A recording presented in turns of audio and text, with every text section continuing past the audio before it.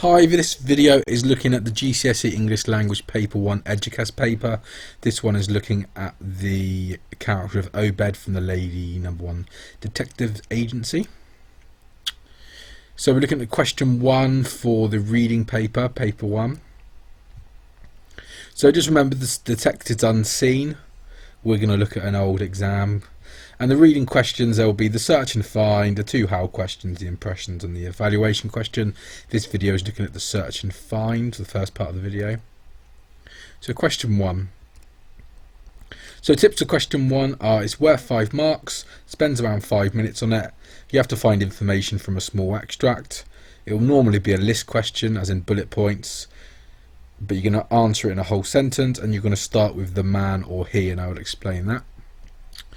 So here's how it will look on the exam paper. So you'll get lines to read, so just make sure, if for example it is 12 to 19, you only take your answer from lines 12 to 19, and it will say list for things blah blah blah, but you've also got to make sure you just answer the question. So this one is about a baby, so if say for example you answered it on the family, you wouldn't get the mark. It's just got to be about the baby, and you should use your own words or short quotations from the text.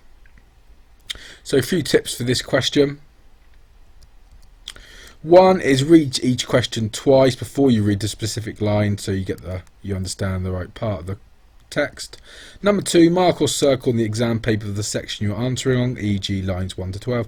So doing it as a highlighting like this will just make it clear to you, and also you just know that all of your answers have got to take place within this box.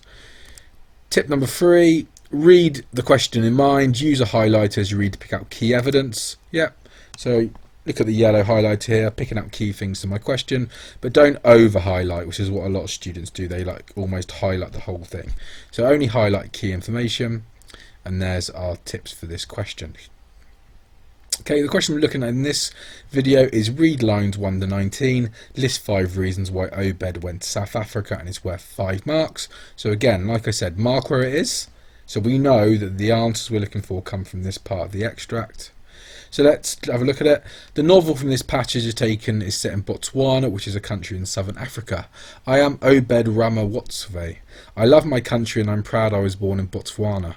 There's no other country in Africa that can hold its head up as we can. I had no desire to leave my country, but things were bad in the past. Before we built our country, we had to go off to South Africa to work. We went to the mines. The mines sucked our men in and left the old men and the children at home. We dug for gold and diamonds and made those white men rich. They built their big houses and we dug below them and brought out the rock which they built it all.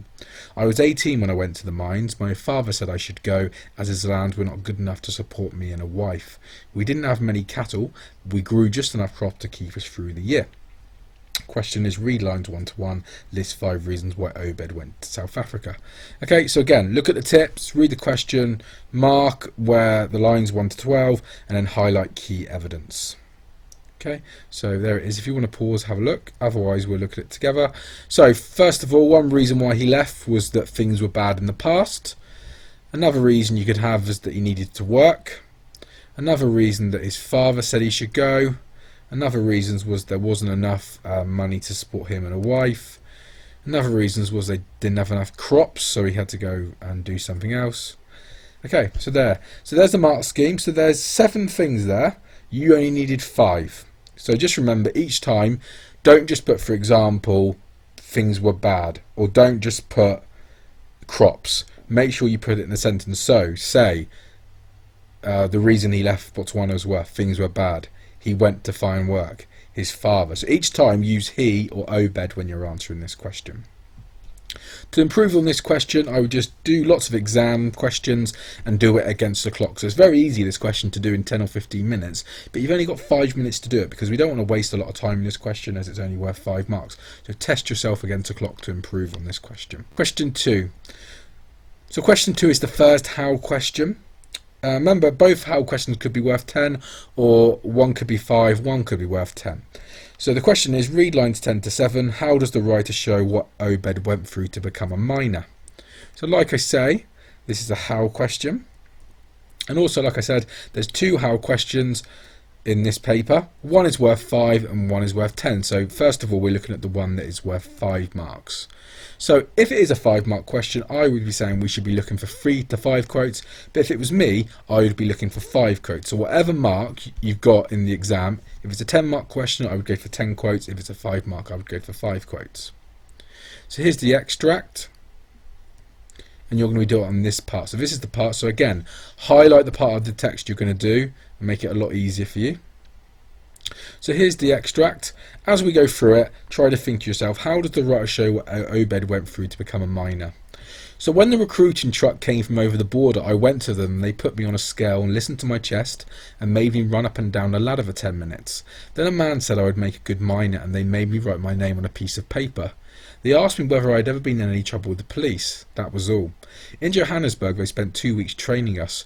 We were all quite fit and strong, but nobody could be sent down the mines until we'd made even stronger. So they took us to a building which they had heated with steam. They made us jump up and down on the benches for 4 hours a day. And the question is again, how does the writer show what OBED went through to become a minor? So in this question, you need to have a range of quotes, like I said, from the beginning, middle and end of the extract. So if we're looking for 5 quotes, we don't just want them at the top, we want our 5 quotes to be all the way through the extract. So each line, each couple of lines, you're talking about something. And to be honest, you don't need to go into too much detail in your explanation. That's more for the 10-mark question. So this one, we're just going to pick up 5 quotes and tell us how the writer has got the question across. So in this question, you are going to analyse the writer's use of language. So this means examining quotations in detail, then explaining and interpreting them. And this question is all about where a writer deliberately uses words to achieve a special effect on the reader. So for example, the sentence could say the girl hit the boy. However, if the writer wanted to use the verb thump instead of hit, well, what does thump suggest? Well, thump suggests something that's very hard and forceful. So you could say the writer's use thump is a lot stronger than using the word hit. So that's what we're talking about, where a writer deliberately used it for an effect.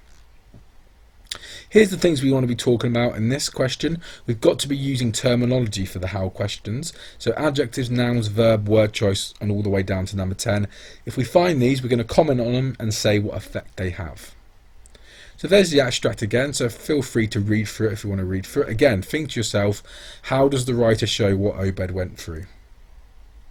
And then we're going to zoom in on 1-word or 2-word quote and explain the effect of them. So here's what I've picked out. Remember, it's only a 5-mark question, so we're looking for 5 or so things. So straight away it says, I went to them and they put me on a scale and listened to my chest and made me run up and down a ladder for 10 minutes. So the way the writer just tells us what OBED went through there is just really simply the writer just lists them. So they picked them up, they put them on a scale, they listened to his chest, they ran and down. So I would just say that's a list. But we can zoom in on the quote a little bit more. First of all, the verb made is used. So made sounds like it wasn't OBED's choice, that he was forced to do this. Then it says run up and down. So we're getting the idea that OBED has had to go through some physical toughness to do the mining job. Then it says, then a man said I would make a good miner, and then OBED became a miner. So it's very impersonal. It's almost like OBED hasn't got any control over this. Some random man who OBED had never met before said he should be a miner, and then OBED was a miner. It's as simple as that. Again, made is used again, made me write my name in it again. So the repetition of the verb made is just exaggerating or emphasizing how much OBED has got no control over his life anymore. Then it says all the stuff, and then it says very short sentence, that was all. So the writer's telling us there that actually the process was fairly easy. Then OBED was talking and he says, we were all quite fit and strong. So the pronoun there, we, suggests that even though OBED went through this, at least he was with other people. So everyone went through the same thing as OBED. Then at the end it says they'd heated it with steam and they did it for 4 hours every day. So again, this is what did he have to go through? Well, he had to go through some kind of training for the mines. So we're now going to analyse these words and phrases and explain their effect. We'll just do one in an example. Made, what are the connotations of made? Well, made, it could be you make something, so you make like a present or something. But the connotation we've got for this question really is made as in controlled and forced to do something. So how are we going to structure our answer? Remember the question is, how does the writer show what OBED went through to become a miner? So number 1, we're going to use the sentence starter that the writer uses.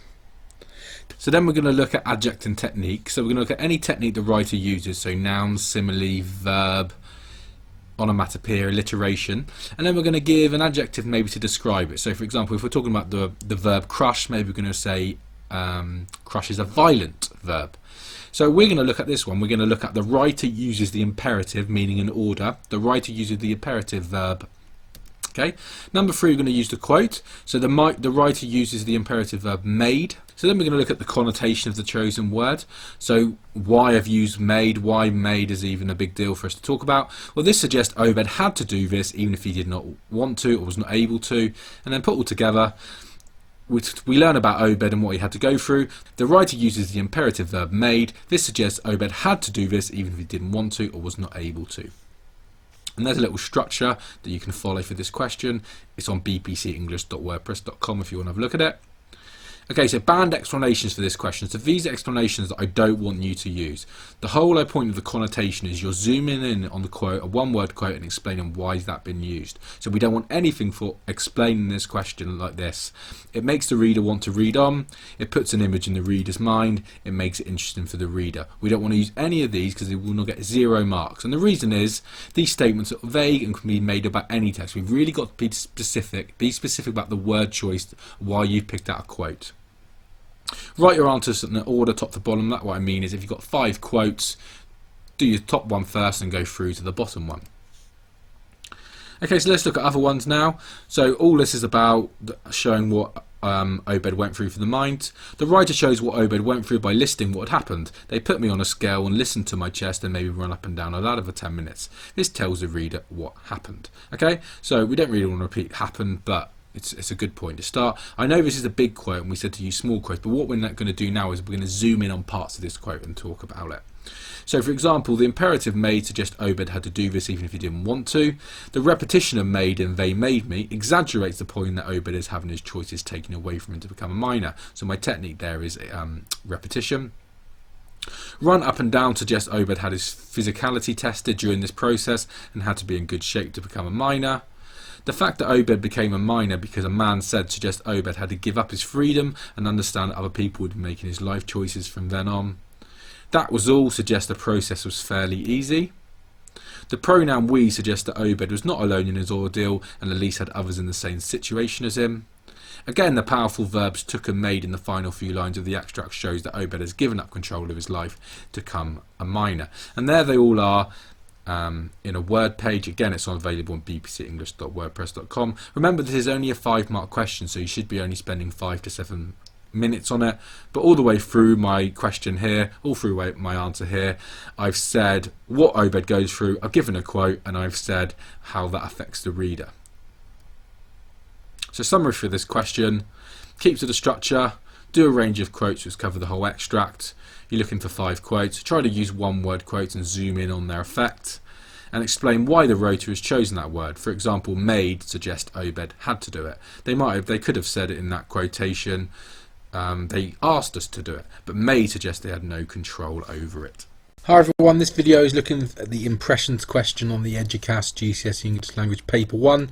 This question is named what impressions do we get of the work in the minds from these lines. If anyone wants to look at the exam paper, it's the one with the character of Obed from the number 1 Ladies Detective Agency. The extract is available just on the internet if you went onto Google or on bpcenglish.wordpress.com. So remember, there's 5 questions in this exam. The impressions questions will definitely be on there. It will probably be question 2 or question 3. It will either be worth 5 or 10 marks. In this case it's worth 10 marks, and you've always got to make sure you read the lines. In this case it's 18 to 30. Okay, and it says you must refer to the text to support your answer. So there's the text. Remember, all the exams are about 1.5 pages, then you get 5 questions. Okay, remember our question is what impressions do you get of the work in the minds from these lines? You must refer to the text. And then there's the section. So of the 1.5 pages, it's only 12 lines, so it's not a big extract, but we're going to talk a lot about it. So here's the extract, which we'll talk about more. We'll read through it later on. So first of all, what does impressions mean? Well, impressions means the kind of view you might have of a place or person when you read what is said about them. So this question is about a place, the minds, but in another one you might just get what is the impression of the main character. So it's really important is that what you think of the place and person. And obviously you're going to use quotes to back it up. So example impressions could be you think the minds are happy, brave, scared, competitive, negative, selfish, and loads more. So like I said, it's focused on your response, so it's what you think. And how many quotes do you need to use? Well, if it's a 5-mark question, we're looking for 3 to 5 quotes, and if it's a 10-mark question, we're looking at 7 to 10 quotes. You need to use a range of quotes, so this means having quotes from the beginning, middle and end of the extract. So we don't want just a selection here, we want to cover the whole thing. It's really important that you cover the whole text. The exam board really want you to track through the text. That means really you should, every couple of lines, you should be using a quote from the extract. So what are we looking for in this question?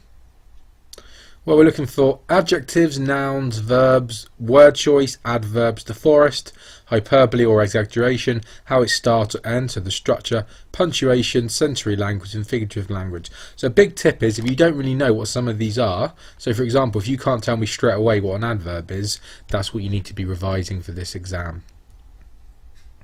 Okay, if you want to look at exam terminology, I've got a worksheet that's on bbcenglish.wordpress.com. Okay, so if we look at an example, every noise put him on edge, but he pressed on. So every noise put him on edge. What impression, what type of person, what vibe can we get about that? Well, I would say if every noise put him on edge, that might suggest the character is worried or paranoid about something. Yeah, so if every noise, you can imagine yourself, if you're on edge, if you were sleeping and every noise put you on edge, you thought someone was in the house, you might say the impression would be worried or paranoid.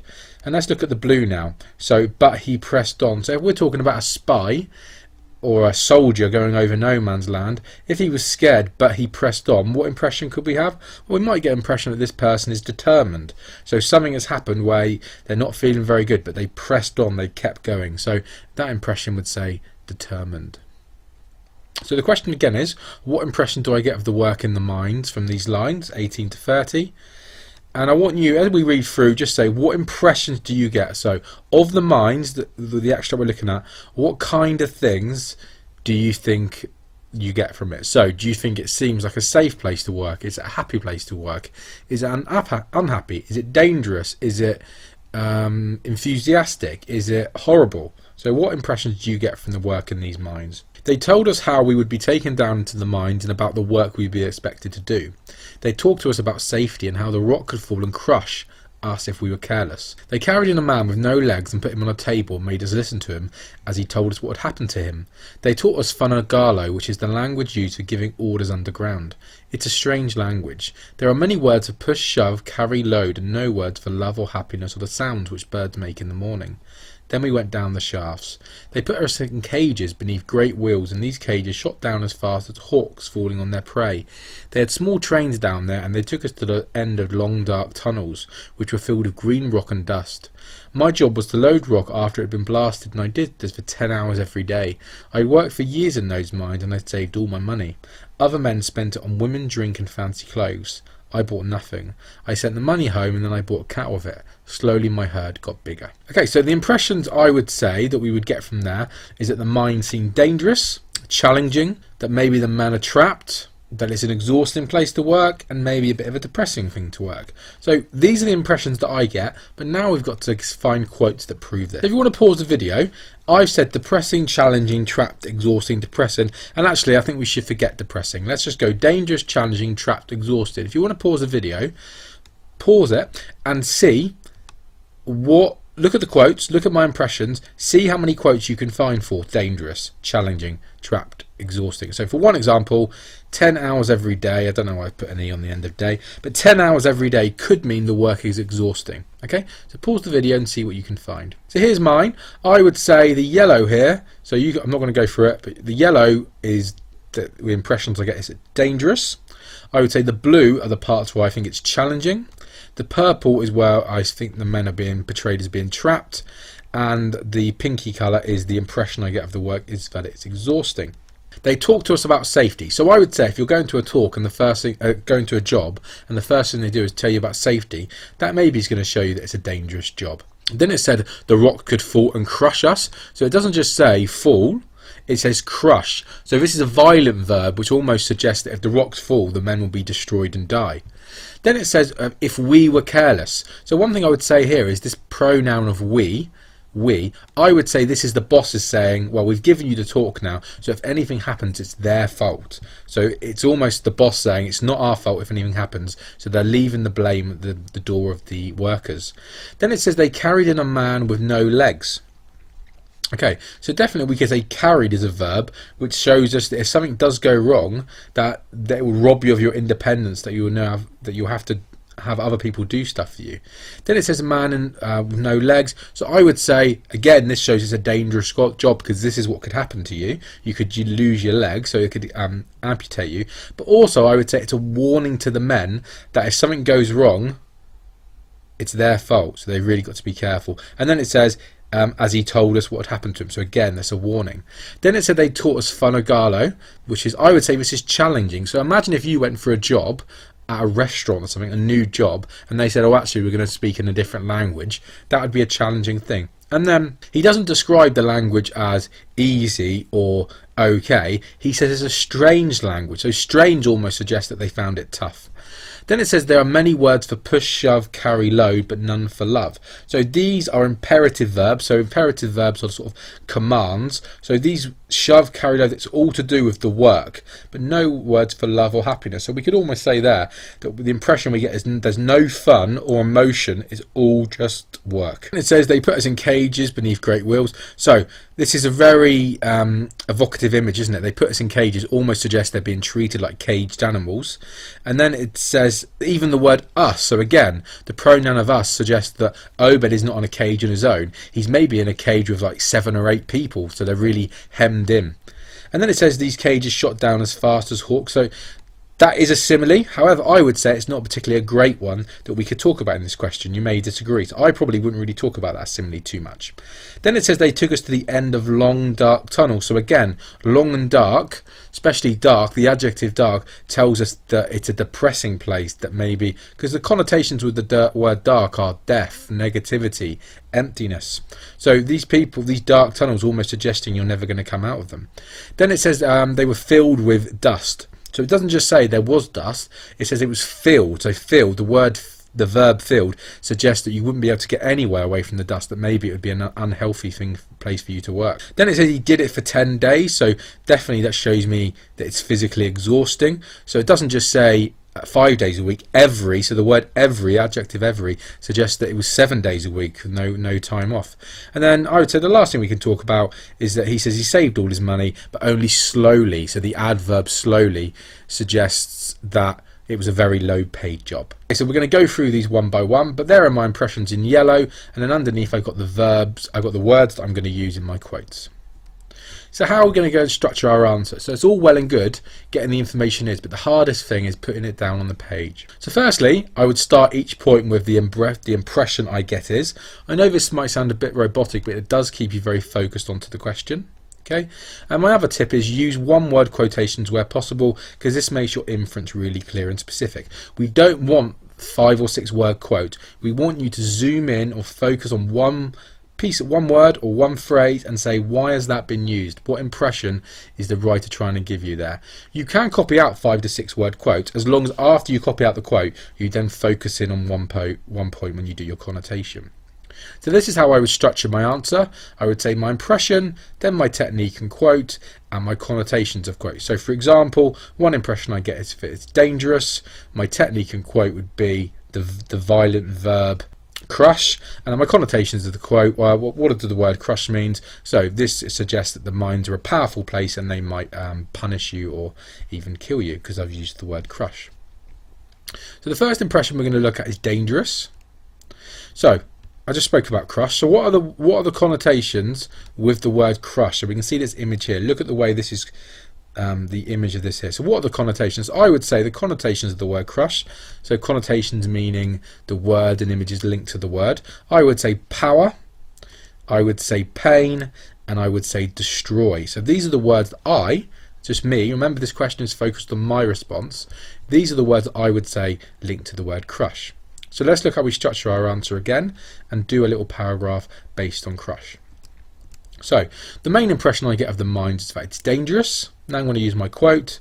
The workers were given a talk about safety and were told rocks could fall and crush. So like I say, they're relatively big quotes, but now I'm going to focus on one word. Okay, the violent verb crush suggests the mind are powerful and it would destroy the men if they were careless in the mind. So really simple. In my red, it's my impression, then my quote, and then I've zoomed in on my quote saying why does that make it dangerous. And all I've done when I've done my connotation with the word crush is I've gone back to this, gone back to my connotations here, power, pain, destroy, and I've put them in my explanation. Crush suggests the minds are powerful and it would destroy the men. Really good answer. Okay, the other quote I had for dangerous was I said they carried in a man with no legs, because the point I'm going to make here is that it's dangerous because if you don't do something in the mind and you lose your arm and legs, carried it means it's going to rob you of your independence. Okay, so again, the minds could wreck the miners' lives if they were not careful. They carried in a man with no legs. Carried suggests the minds have taken his independence and he needs others to assist him in anything he does. Okay, another thing is we could talk about the fact that there was a safety talk. If we were careless, and warning man with no legs. Okay, so the idea behind this was that if you having a safety talk at work, it's probably going to be a dangerous job. We said earlier on, if we were careless, so it's almost the workers' fault if something happens, and also the fact they brought in a man with no leg is a warning to the workers that they must adhere to the rules. So let's put that in. So the use of the pronoun we suggests that Bob is absolving himself of any responsibility, and whatever happens to the miners will be their own fault. It's also a threat to the miners. If they do not do their jobs properly, they may end up with no legs or something worse. So again, very short quotes that I'm zooming in on. Okay, let's look at challenging. So the quotes I picked out for challenging are the adjective, it's a strange language. Okay, so I talked about this earlier on, that OBED could have said it was an easy language, or if it was a ridiculous language, but strange language suggests that they found it tough of how to speak it, that they didn't really know about it, that it was a bit of a hard thing to get their head around. So again, my red is my impression. Another impression I get is the minds of it's challenging. Then I'm going to say my quote, the miners had to learn the strange language Funagalo. Okay, strange, I've just zoomed in on one word. Then I've explained what the word strange mean. The use of the adjective strange shows it did not come easy to the men. So that would be enough. But then I've read between the lines a little bit and I've said, and they have to use their brains as well as their bodies for their work. Okay, other quotes I had for challenging was the imperative verbs, didn't we? So we had shove, carry, and load. Okay, so again, quote, all of the Funagalo words are imperative verbs, shove, carry, load, but none for emotional things like love. And I've just explained why the fact that they only have words for work, what does that tell us about how it's challenging? Well, this suggests the work is all constant and there is no time for fun or light-heartedness for the men. The other one I had for challenging was it was filled with dust. So we talked about this earlier. If we look at this image, there wasn't a little bit of dust, there wasn't dust around. Filled suggests that it's almost completely full, that the dust is unavoidable, that OBED is probably getting ill from the dust. Okay, we're also told that the tunnels are long and dark and are filled with dust. Okay, zooming on the word filled, what does it mean? The verb filled suggests the tunnel with dust is unavoidable and may affect the men's health. Okay, the other quote I had was long and dark, so I'm going to zoom in on long and dark. So dark, what words can we connote with dark? So death, nothingness, fear. So these words, that dark adjective has been used for a reason. I'm going to explain it now. Very simply, the adjectives long and dark suggest the minds are a depressing, negative, fearful place. So here are my connotations with dark, and I'm going to put them into my paragraph. Dark suggests the minds are a depressing, negative, fearful place. So this is all of my quotes here for challenging. One thing that you should notice, even though it's like a PE, I've only put my impression once right at the top. So I put another impression I get of the minds of it is challenging. I don't, after every paragraph, have to then go, another reason why I think it's challenging is. You've put it's challenging at the top, then all the way past that, all you've got to do is track through the text. Say what quote you've put to prove it's challenging, and then explain your quote. Okay, physically exhausting. So this one's not going to have too much. Okay, the physically exhausting ones we had was it said it was tiring, 10 hours every day. So it doesn't just say 10 hours 5 days, every suggests it's all the time. Okay, so all day. And the other one was it that you only slowly save money, so it's a low paid job. So very slowly he saved up and he could just about afford to pay for some stuff. Okay, so another impression I get of the work is it's physically exhausting as they work 10 hours a day. The work seems low paid as the miner saved all his money and only slowly as herd got bigger. The adverb slowly suggests that only after a huge amount of time the workers could save a noticeable amount of money. Again though, look, I've only written up the top, my impression is exhausting. Okay, I haven't written it again. Okay, trapped, again there's not going to be too much for this. So the noun cages, so this suggests that OBED couldn't get out, that he was trapped, that he couldn't get out, that he was almost like a prisoner down the mines. Okay, another impression is the men were trapped in the mines. My quote is they put us in cages. So even though that's a 5-word quote, I'm now going to just zoom in on one word. So cages suggests the men are like imprisoned animals. Really simple. Impression is they're trapped. Quote cage. I'm explaining why cages says they're trapped. So cages suggest the men are like imprisoned animals. The other one for trapped could be the pronoun us. So like I said earlier on, it's not like OBED is there on his own. Us in cages suggests probably there's like quite a few of them in the cage. It's almost there's no room. Okay, very simple. The pronoun us suggests there are a lot of people cooped up into a small space. If you're in a cage, it does suggest a small space, doesn't it? It doesn't suggest that it's like a massive cage. It suggests they're all cooped up in one thing.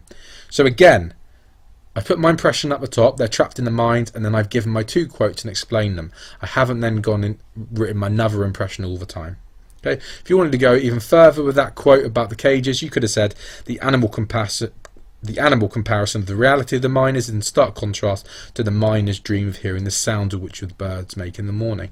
So that basically means that when they were talking about the Fonogalo language, OBED was talking about that they couldn't hear like the natural sounds that everyone wants to hear, so the birds in the morning. And in fact, the reality of the animals for them is that they were caged animals.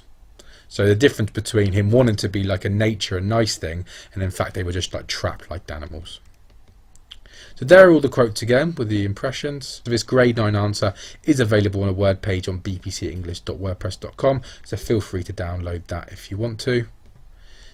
Any questions, leave me a question in the comments section, but hopefully that's given you a better idea on how to answer the impression question for paper 1.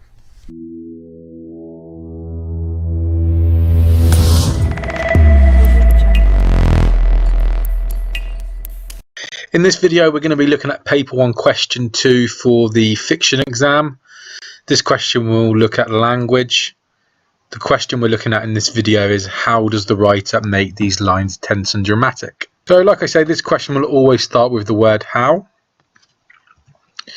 If you do an AQA, you should be spending about 10 minutes on it for an 8-mark question. If you do an EDUQAS for a 10-mark question, you're spending about 15 minutes. If it's a 5-mark question, you're spending about 5 or 6 minutes. So you'll get the exam paper. In this case, we're told the novel from which is passage taken is set in Botswana, which is a country in southern Africa. And there's the question again. So read 31 to 46. How does the writer make these lines tense and dramatic? It's worth 10 marks. You should write about what happens to build tension, the writer's use of language to create tension and drama, the effects on the reader. So even if you're EDUCAS, you can use this. If you're AQA, you'll get this kind of question, which would be worth 8 marks. So there's the text. We're going to go back to the text in a minute, but if you want to look at the text now, read it, pause. So in this question, you need to use a range of quotes from the beginning, middle and end of the extract. And you should be looking at 6 or 7 or 8 quotes in your answer.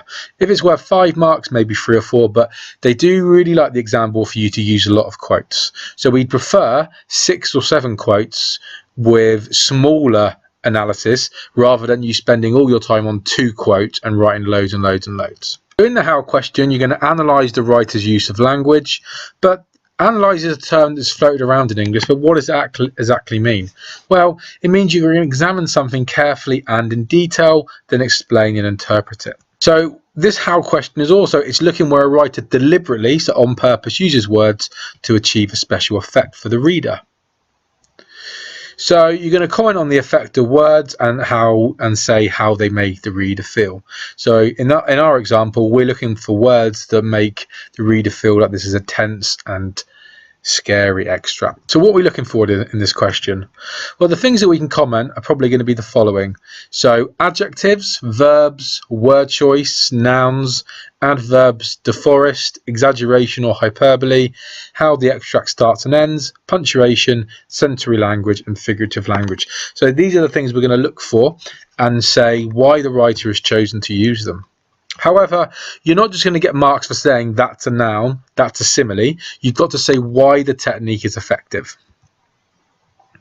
So here's a sheet with exam terminology on. So you need to get to the point in the exam where you know what a verb is, you know what a noun is, you know what an adverb is. So you need to get to the point where you know what all these things mean.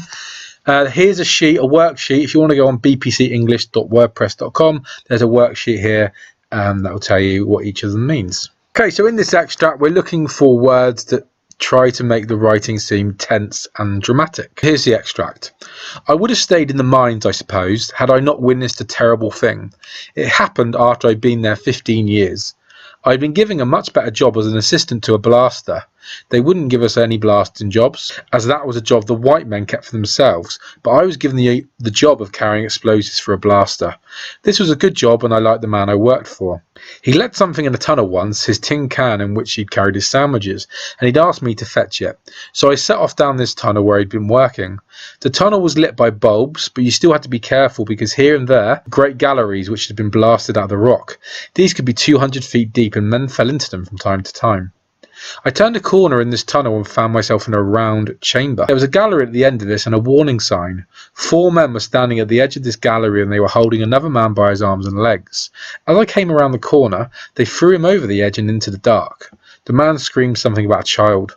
Then he was gone. I stood where I was. The men hadn't seen me yet, but one turned round and shouted out in Zulu. Then they began to run towards me. I turned and ran back down the tunnel. I knew if they caught me, I would follow their victim into the gallery. It was not a race I could let myself lose. Okay, so now we're going to zoom in or pick out words that make the writing seem cruel and dramatic, and then we're going to analyse these words in a phrase and explain their effect on the reader. This is my annotations and we'll go through them. So I would have stayed there in the mines, I suppose, had I not witnessed a terrible thing. Okay, so we're going to zoom in on the word witnessed, and first of all, what kind of word is it? Well, it's a verb, but also witness suggests to me that a crime has taken place, almost like a witness in a court case. Okay, then it doesn't just say, the writer hasn't just put a thing, they've put a terrible thing. So if that adjective there makes whatever happens sound really, really bad. The next thing I've highlighted is the word it. So this is a pronoun and it hasn't said the incident or the thing happened. So it is one, it's building up the tension because it's not telling the reader, but it also makes it sound really bad, like something really serious has happened that the writer can't almost describe what's happening. It makes it sound like something really, really scary. Then I was given the job of carrying explosives for a blaster. Well, why does this make it tense and dramatic? Well, first of all, OBED's job is just carrying explosives. Seems like a dangerous job. Then he says, I set off down the tunnel where he'd been working. So again, we're getting the motif of darkness over, maybe something's going to happen. The great galleries which have been blasted out of the word. So blasted is a very explosive verb. Then we're told the tunnels could be 200 feet deep and men fell into them from time to time. So 200 feet deep, why is that tense and dramatic? Well, it's a hell of a long way. Anyone who falls down 200 feet is not going to survive. However, time to time sounds very casual, so it makes it sound like accidents happen often. Then it says, I turned a corner in this tunnel and found myself in a round chamber. So he's in a round, so place this is round. So maybe we get the feeling that if he's surrounded, almost like he's surrounded, he's in the middle of a round thing, almost like there's no escape. Then it says there was a gallery at the end and a warning sign. So this is almost a warning for OBED. It's a warning for the character, but it also foreshadows a warning to the reader. So this warning sign is almost saying to the reader, well, whatever bad is going to happen now. 4 men. So we know that OBED is only the one character. So why is it tense and dramatic? Well, he's outnumbered 4 to 1. Then it says they threw him over the edge and into the dark. So very sort of dramatic sentence. They threw him over the edge into the dark. So threw almost sounds quite casual, like a sport. So they chucked him like they would chuck a tennis ball. And into the dark, well, dark has connotations with death and misery and negativity. So the man screamed. So again, we're using those explosive, we're using those powerful verbs. Screamed something about a child. Then he was gone. I stood where I was. So there's two short sentences used in a row there. He says, I began to run towards me. So it's almost, we get the sense that he's running for his life. And then the extract ends by saying, it was not a race, I could let myself loose. So that's telling the reader that it's not a race as in the Olympics. This is a race of life and death. Okay, so let's zoom in on a word. So let's zoom in on the word scream. So if we go back to this, it says the man screamed something about a child. So we're going to analyse the word scream and we're going to look for connotations. So remember, connotations are images or ideas associated with a word or a phrase. So pause the video and think to yourself, well, what words link with screamed? So the words I've come up with are horror, loudness, pain, desperation, violence and panic. So when I hear the word scream or I read the word screamed, these are the things I think about. So loudness, so you can hear like a piercing scream. So if someone screams, there's panic, there's pain, there's violence. Okay, so remember, the writer could have put the man cried, the man said, the man shouted. They've used scream for a reason, and it's basically these reasons around this mind map here. The writer wants to show that character to be being loud, to be in a panic, to be in pain, to be violent. The writer uses the loud verb scream to describe the man's reaction. Scream suggests panic and desperation, and the reader feels OBED is in a life or death situation. This raises the tension as the reader can almost hear the way and how loud the man sounded. So I made a point that the writer has used the loud verb screamed. I then told what the connotations are screamed are, and I then said how it's going to be dramatic. So all I've done is gone back to our little mind map and basically put these connotations in my answer. Okay, so what I got my students to do was then pick another word from the extract. I gave them 3 examples: witness, blast and dark, and I said to them, well, what connotations can we link to this? So witness is really a crime. So if you think of the word witness, it's a verb. We think of being maybe in crime, in a court case, a witness. Or we think it is just someone who sees something. So you might witness a crime. You might witness something. Yeah, if you go to a wedding, you need a couple of witnesses. It's someone who sees something, maybe something important. Okay, so blasted, we could think of the word explode. Again, it's an explosive verb. We could think of a bomb. We could think of loud. So if something blasts, it's very loud. So that's a sensory thing. So darkness, what connotations do we have with darkness? Death, nothingness, fear, negativity, doom, pain. There's lots of things that we can connote to darkness. Okay, so here are quotes that probably are the best ones to pick out. Okay, and on the right there's connotations. So we've already gone over this, but basically we've picked out a quote and we're going to say, why does it make it tense? Why does it make it frightening? So how are we going to structure our answer? So remember, the question is, how does the writer make it tense and dramatic? The first thing we're going to do is going to use the sentence starter the writer uses. So if we do this, it keeps our writing really specific to the question. Then we're going to do an adjective and a technique. So for example, if I'm going to use the word blasted, that is a verb.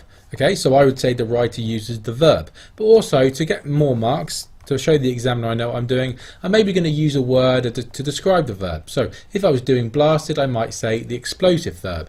If I was talking about a simile, maybe we were talking a simile about the ocean, I might say the writer uses the peaceful simile. But the one we're going to look at was the bottom one, and it's the writer uses the voyeuristic verb. So voyeuristic means someone who sees something important, or maybe something a little bit obscene. So to show, so the writer uses the voyeuristic verb to create tension, because the question is about creating tension. Then we're going to use the quote. So the writer uses the voyeuristic verb to create the tension with witnessed. If possible, you want to use 1 word or 2 word quotes. We don't want long quotes. And then number 5, I'm going to do my connotation. So I'm basically going to say, what does witness suggest? Why does witness make it dramatic and exciting? So witness suggests something criminal has happened and that OBED can only stand and watch. So a minute ago when we talked about the connotations, we said the 2 things really were crime and someone who sees something. So I've put both of these in my connotation here.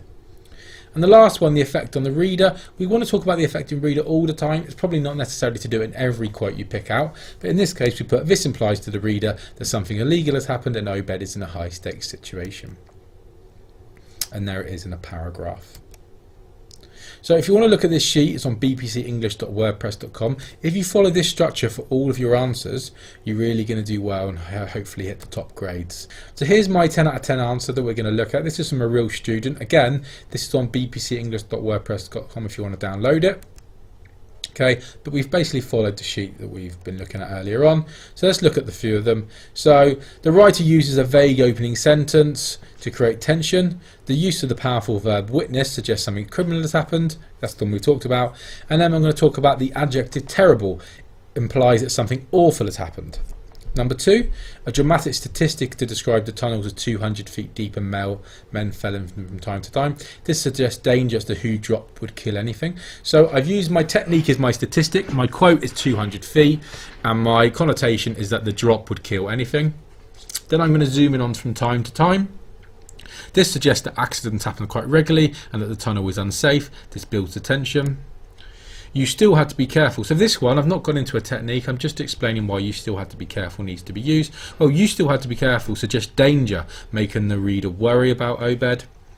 Okay, we're going to talk about blasted. So the use of the violent verb. So again, I've described the technique. Violent verb blasted makes the tunnel seem literally and figuratively explosive, implying OBED's 15-year job may be about to blow up in his face. So my technique is the verb, my quote is my blasted, and then I've explained why it is cruel, why it is tense or exciting, because basically it sounds like something's going to blow up, maybe literally meaning something might blow up in front of OBED, but also blow up as in his life might blow up because something really exciting is going to happen. Okay, number 6, the use of the adjective round to describe OBED surrounding suggests OBED is surrounded and will be able to escape and won't be able to escape when something terrible happens, which raises the tension. So my technique is adjective, my quote is round, and I've described why it's tense. Well, it's tense because the round quote suggests that he is literally surrounded and he can't make his way out. Okay, a warning sign foreshadows danger and raises attention by pointing out to the reader this is where the drama will take place. They threw him over the edge and into the dark. Okay, this might seem quite a big quote, however, we're zooming in later on in the answer. It's very dramatic and shocks the reader by a person's death. Okay, and then it says thrown into the dark, implying death and no return, because we talked about the connotations of death being death, emptiness, no return. Number 9, okay, so then I'm zoomed in again on the same quote. The use of the verb through suggests the men did it casually and almost in a sporting way. They didn't have any emotion. This could imply they'd done it before. Okay, so I'm definitely making an inference in my second sentence there. I'm reading between the lines. I'm saying because they're throwing him over so casually, it might suggest this isn't the first time they've done it. Okay, last one, the use of the sensory. So sensory, remember, is sort of taste, touch, sight, loudness and stuff like that. So the use of the sensory verb scream to describe the man's reaction raises the tension as the reader can almost hear the way the man sounded. Okay, and then I'm zooming on the screamed. Scream suggests panic and desperation, and the reader feels OBED is in a life or death situation. Okay, other ones that you could have talked about were the pronoun it suggests something so bad has happened that OBED can't bring himself to say the words. The suggestion that OBED is a much better job than other black men gives the impression the outnumbered is outnumbered by the white men. They use simple sentences, so Venny was gone, I stood where he was, so they use sentences there. This suggests to the reader that OBED feels too traumatised to elaborate on it. The sentence technique draws attention to the reader OBED is alone. Okay, in the end statement, it was a race I could not let myself lose. This tells the reader that OBED knows he literally has to run for his life. That the reader, the race isn't for sport, but for OBED's life. Okay, so in summary on this question, keep to the structure, do a range of quotes which cover the whole extract, not just the start. Use one-word quotes when you can. Explain why the writer has chosen that word. So, witness, the writer could have chosen the word look. So witness just chosen to suggest a crime or something serious has happened. The evaluation question on the GCSE English language. This is looking at the EDUQAS and AQA exam boards. So the question is, in the last 20 or so lines of the passage, the writer encouraged the reader to feel sympathy for OBED. To what extent do you agree with this view? Talk about your own impressions of OBED as he's presented here in the passage as a whole, how the writer has created these impressions, refer to the text. So the evaluation, so this is for EDUQAS now. The evaluation question will always be question 5 in the exam. The last one, it will be question 4 for AQA. It will also be how far do you agree with or evaluate. So it will look like either of these two, but just remember you answer it in the same way. I would say always agree it's easier to present an argument. So for example, this one is saying that we should feel sympathy for OBED. So I would definitely say that you agree with that you do feel sympathy. I wouldn't try to write an answer saying that you don't agree at all. Just spend about 15 minutes on this question. And the most important thing is to give yourself time to do this question. As it's the last question on the exam, a lot of people waste time on the other questions and they don't give themselves 15 minutes to do it. So just remember, manage your time with your exam. Otherwise, if you don't do anything, you'll get a big fat 0 like this actual student answered this. So this question, this student didn't do anything, so they got a big fat 0. So how many quotes do you need to use? Well, it's a 10-mark question, so you should be looking to use 7 to 10 quotes. I would be looking for 10 quotes. And you need to use a range of quotes. That means quotes from the beginning, middle and end of the extract. So we don't just want quotes from the start in one big block. We want to basically all the way through. So every line, every couple of lines, you should be picking out and analysing a quote. So the good news about this question is that even if you talked about these quotes and these answers before in questions 1, 2, 3 and 4, you can use the same answers again if it's relevant. So this question is about OBED. If you've already made a point in a previous question that you feel sorry for OBED, you can still use it in this question. The other good news about this question is that the how questions and the impressions questions, they say you must use relevant subject terminology, which is this stuff on the right, adjectives, nouns, etc. However, the last question, you don't need to do this. You still got to use the text and use quotes to support your answer, but you don't need to use this exam terminology. So evaluation. So in an evaluation, it's a judgment of something or someone. You're being asked to engage with a text and think carefully about what is happening and how that might make you feel. So the question will always be a random student quote. So for example, the random student quote we've got in this question is, in the last 20 or so lines of this passage, the writer encouraged the reader to feel sympathy for OBED. Okay, then we get the question. So it says, to what extent do you agree? So to what extent means how much do you agree with the student quote? So how much do you agree that you feel sorry for or sympathy for OBED? But a bit of a difference with question 5 is you will get lines, so it says lines 47 to the end, so we're going to do most of our answer in that. But also if you look at the first bullet point, it says passage as a whole, so most of our answer is going to be about lines 47 to the end, a small part of the extract, but then we are going to comment a little on the whole extract.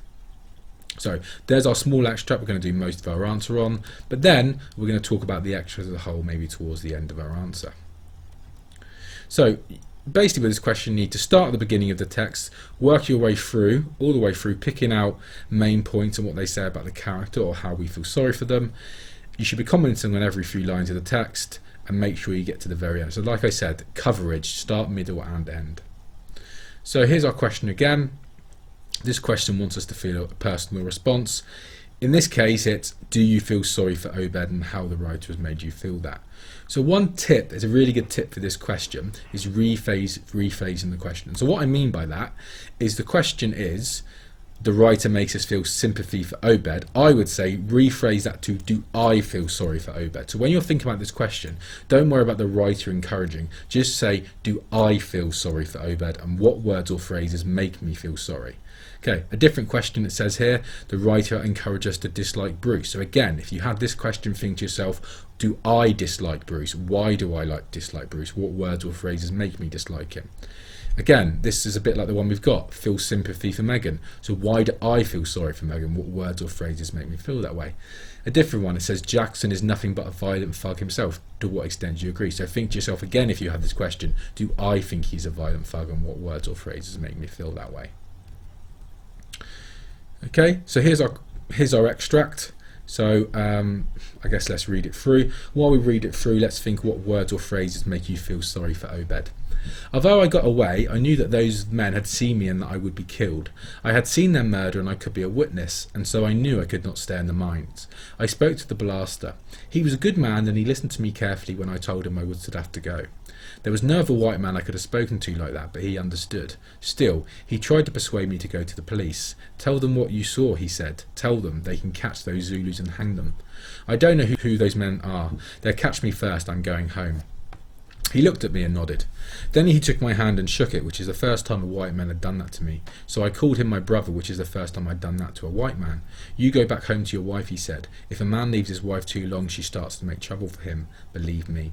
So I left the mines secretly like a thief and came back to Botswana in 1960. I can't tell you how full my heart was when I crossed the border. In the mines I felt every day that I might die. Danger and sorrow hung over Johannesburg like a cloud. In Botswana it was different. There was no policeman with dogs. You did not wake up every morning to a wailing siren calling you down into hot earth. There were not great crowds of men, all from some different place, all sickening for home. I had left a prison, a great groaning prison under the sunlight. Okay, so again, what words or phrases make you feel sorry? Pause the video and see if you can come up with 7 to 10. Okay, so here's my ideas. So remember the question is, in the extract, the writer encourages the reader to feel sympathy. So why do I feel sympathy? And let's talk about it. So first of all, it says, although I got away. So he's seen this murder, and he says, although I got away. So this could suggest, even though Obed has got away and we're pleased he's got away, he's almost like a fugitive. He's going to be looking over his shoulder because the men are after him. Then he says, I would be killed. So why do we feel sorry for him? Well, I would be killed suggests Obed thinks he's in fear for his life. Then he says, I knew I could not stay in the mines. So although he has to move away from the mines, we still feel sympathy because he's got this quite good job that we've looked at earlier in the extract, and he's got to give up his job. Then it says there was no other white man I could have spoken to like that. So this maybe suggests that Obed has experienced racism. And then at the end he says, the man says, tell them they can catch those Zulus. So even though the question is about why we feel sorry for Obed, there will be parts in it where maybe we can see a bit of hope or a bit of positivity, and this is probably one of them. So this white man that Obed speaks to, who we get the sense of is the only white man Obed trusts, he says, tell them they can catch those Zulus. So maybe this is here that we're seeing we feel good, we feel happy for Obed that he's actually been looked after, or at least someone is trying to look after him, a kind character. Next paragraph, it says, they will catch me first. So I've put definite here. So what I mean by that is that Obed hasn't said they might catch me. He said they will catch me. So it sounds a definite thing. So again, we're feeling sorry that we feel like this isn't a threat by Obed. He will get killed if he doesn't run away. But then we see a nice side because we sense there's joy. So although we feel sad that he has to go, in equal measures, we're happy that he get to go home to somewhere that he really enjoys. Then he says, so I called him my brother. So he calls the white man his brother, which is the first time. Again, a positive thing that he's almost found a unique connection with this man. So another reason why we could feel sympathy is when we say secretly like a thief. So this is a simile, but it's also ironic really because Obed is having to leave the country like a thief, however, like a criminal. However, he is not the one who's committed the crime. He's the one who's just seen a crime, and he's the one that has to leave. Then it says his heart was full. So again, we're feeling happier because his heart is full. His heart is full of emotion. Then it says, in the mines I'd felt every day that I might die. So again, there's horrible conditions. Every day he's thinking that he might die. Not just one day, every day. And everything else underneath is just a bit of a description of how horrible his life was in Johannesburg. So wailing sirens, policemen with dogs, it's very hot, people sick, feeling like a prison that he couldn't get out of. However, we should feel happy and sympathy in equal measures because he's leaving this behind. So how are we going to structure our answer for this question? So remember, it's encouraging the reader to feel sympathy. How does the writer do it? What impressions do we get? We're always going to agree. It's easier to present an argument like we said before. Try to use one-word quotations where possible. Make your inference really clear and specific. Remember the teacher tip. You rephrase the question, but also try to use phrases like I think, I feel. And you're going to start with a sentence saying how much you agree. So, for example, I agree that the writer encourages the reader to feel sympathy for Obed, but I also believe we are meant to feel hope. So in other questions, you might say completely agree, but I'm only putting agree this time because although I think we feel sympathy for Obed, I also think we get hope as well. So then we're going to track through the text and make clear points and back it up with evidence. For example, I feel sympathy when he says he will be killed as Obed is in fear of his life. Then you're going to finish an overall sentence, which I'll talk about later, where we're going to talk about the whole extract and talk about how Obed has changed throughout the course of the extract. So there we go. Start with an intro, then all our clear points, then with an outro. So for this question, you're going to pick a quote and say what makes you feel sympathy for Obed. And you're going to start with a sentence saying how much you agree, which we've talked about.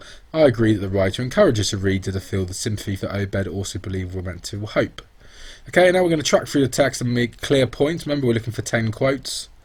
From the beginning, we feel sympathy when it says, although I got away, because it suggests that even though Obed has left the scene of the crime, the men are still trying to capture him. Okay, another one. We also feel sorry for Obed when he says, I would be killed, moaning Obed is in fear of his life. So each of these, I'm using a quote saying why I feel sorry. So we also feel sympathy as Obed has had to give up his job and livelihood. I could not stay in the mines. We also feel Obed has suffered racism. There is no other white man I could have spoken to like that. We also feel happy that he has found one white man who is concerned his welfare and tells him to call the police, tell them, hang them. So again, we're not just talking about sympathy, we're talking about maybe happy side as well. We feel sympathy that Obed feels he can't wait for the police to sort it. They'll suggest Obed is certain the men will catch him. So we're saying they will, so because he's saying will and not might, that's telling the reader, telling me that Obed is certain the men will catch him. However, the real reader feels pleased that Obed is going home. Yeah, home sweet home. The reader also feels pleased that Obed has experienced something unique in his life, i.e. a white man he calls his brother. So again, we're not just saying sympathy, we're feeling pleased that Obed has found someone who actually trying to look after him a little bit. We feel sympathy that Obed has had to leave the country like a thief. This simile is ironic as Obed simply witnessed a crime, not committed one. We feel happiness for Obed as he said his heart is full, meaning he's almost bursting with joy. We feel sympathy when he says I felt every day I might die, which makes the reader sympathy because he lived for 15 years in constant terror. Again, the word every, the adjective every there is telling us it's all the time. The whole description of Johannesburg in the final paragraphs makes us feel Obed has an awful time as he felt it was a groaning prison and sickening for home. However, we feel sympathy and hope in equal measure for Obed as we know he is broken free of the hot earth and will return home. So how are you going to get top marks? So in the final part of your answer, comment on how the character has changed during the whole extract. Remember, we're not one-dimensional stickmen. We have loads of sides to our personality. We're three-dimensional. So we're not just going to talk about him being sympathetic. We're going to talk about other things as well. Remember the question said extract as a whole.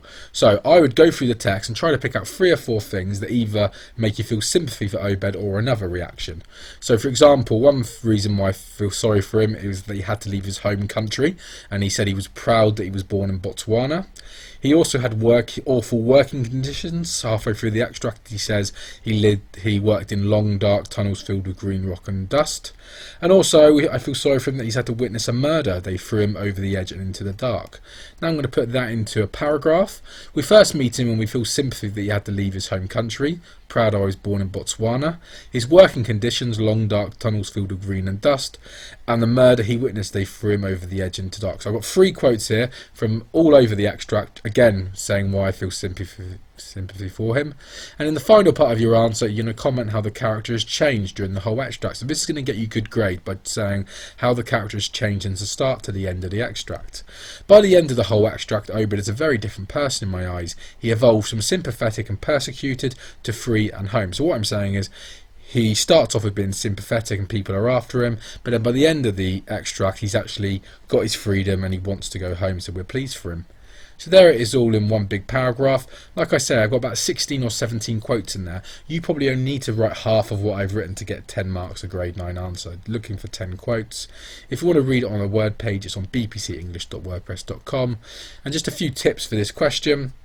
Rephrase the question, so instead of does the reader feel sympathy, say do I feel sympathy. Cover the whole text, try to get 10 quotes. Start a sentence with I think I feel.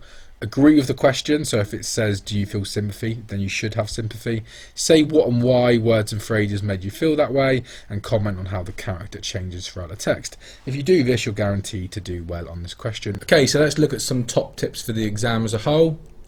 Manage your time. So for the 5-mark questions, you probably should be looking at 5 to 6 minutes. For the 10-mark questions, you're looking at about 15 to 16 minutes.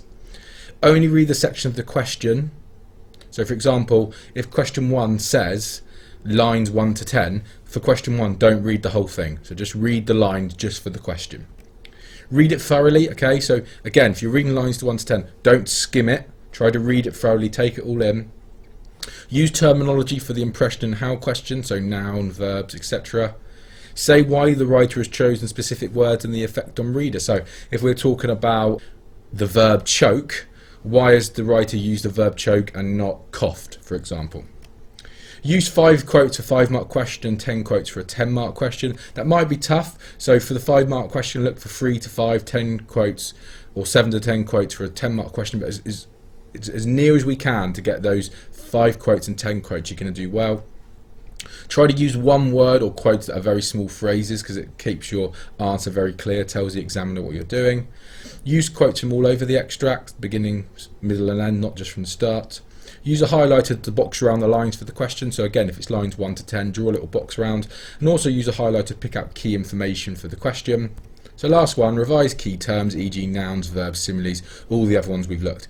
If you do all these tips, you've got a really good chance of doing well in the exam. Any questions, leave me a question in the comment section.